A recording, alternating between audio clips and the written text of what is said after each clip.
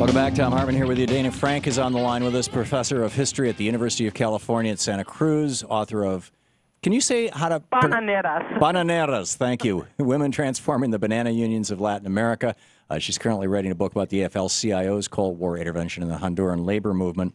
Let's, just to recap, there was an interval during the 90s when these countries were moving in a more democratic direction. They've now all, by and large, swung to the right. This has something to do with the drug war that Nixon declared, I guess, and in the modern era. And how's all this stuff tied together?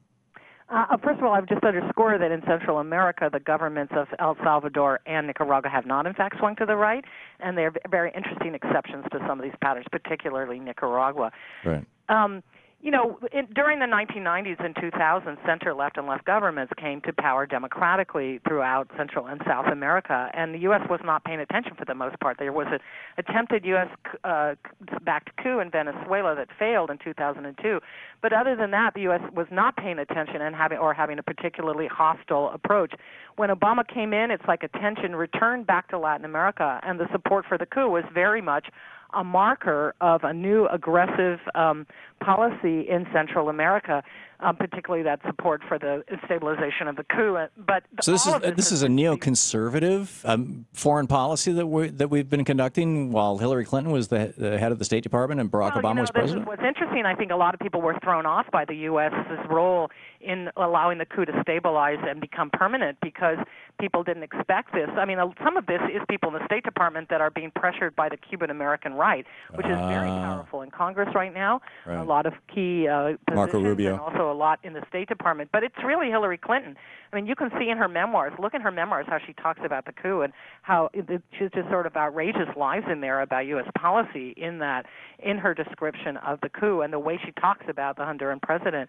I mean, that threw people off. I mean, certainly Obama's policies, and I would hold him responsible as well. And unfortunately, Kerry, who is somewhat better than Clinton, is continuing them, which is to really support this tremendous remilitarization of Latin America by U.S. forces and pour money into the military and police forces of Honduras particularly. All of this is in the pretext of fighting, much of this is in the pretext of fighting the drug war. We know that the militarized approach to drug war has a vast failure. That's very clear in Mexico, and it's very clear in Central America. And so the answer to this, to what the situation in this country is even more violence and funding even more corrupt military. And so it's not just that we're pouring more and more money into the Honduran military since the coup in the name of fighting the drug war, but that government itself is widely alleged to be interwoven and embedded with drug traffickers and protecting drug traffickers. And so we're actually funding people who are allegedly tied into drug trafficking in the name of this very dangerous and failed policy, which has led to the killing of Honduran civilians 2 years ago in May in the famous incident when the U.S. DEA participated in the killing of 4 civilians and the injury of 4 others in Honduras. So this is sort of like the way that Al Capone had tremendous power with the Chicago mayor's office and many of the power brokers in Chicago during Prohibition, when he was shooting up both his opponents and any civilian who got in the way, only on times 100. Is that what you're suggesting? There's also roots of this in the 1980s, and Iran Contra revealed some of this in terms of U.S. working with drug traffickers itself. So, but also it's a larger policy failure. Again, when we're talking about why are these kids fleeing, they're fleeing for some of the consequences of the drug war, and the policies are not addressing the consumption end in the United States,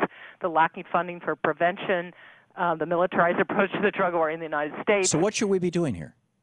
Well, I mean, first of all, we need to stop pretending that these governments in Guatemala and Honduras should be supported by U.S. money for its police and security forces.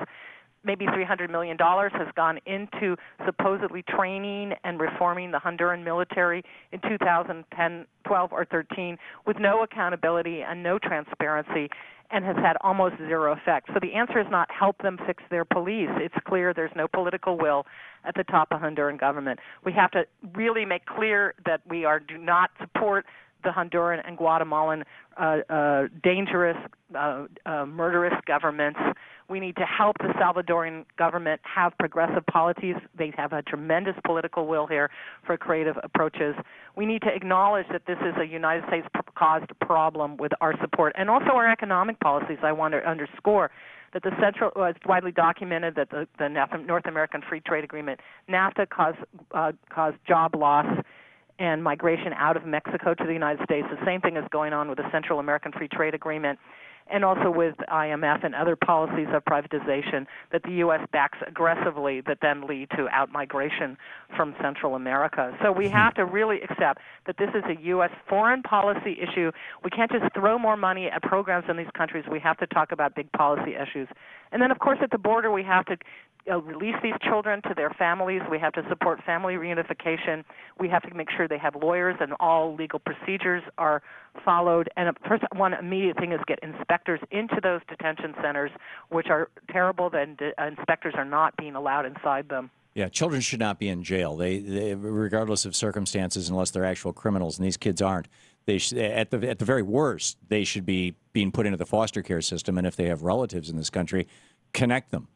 Well, and also we can't, you're hearing from the right that, using this as to attack Obama and on the immigration policy front, and then new calls for militarization of the border, including militarization of Mexico's southern border or the border between Honduras and Guatemala. More militarization is obviously a failure. It's dangerous. The military of these countries have documented to have committed vast human rights abuses, including against children. Right. And the top of the list is end the drug war, right? What? Absolutely. Yeah, okay. Professor Dana Frank, professor at the University of California, Santa Cruz, author of, you say it please. Bananeras. Yeah, Women Transforming the Banana Unions of Latin America. And I strongly encourage you to get over. We will have links to it on in our newsletter and on our website. This Thugocracy Next Door article in Politico Magazine. Thank you, Dana. Thanks so much. You're listening to the Thom Hartmann Program. Call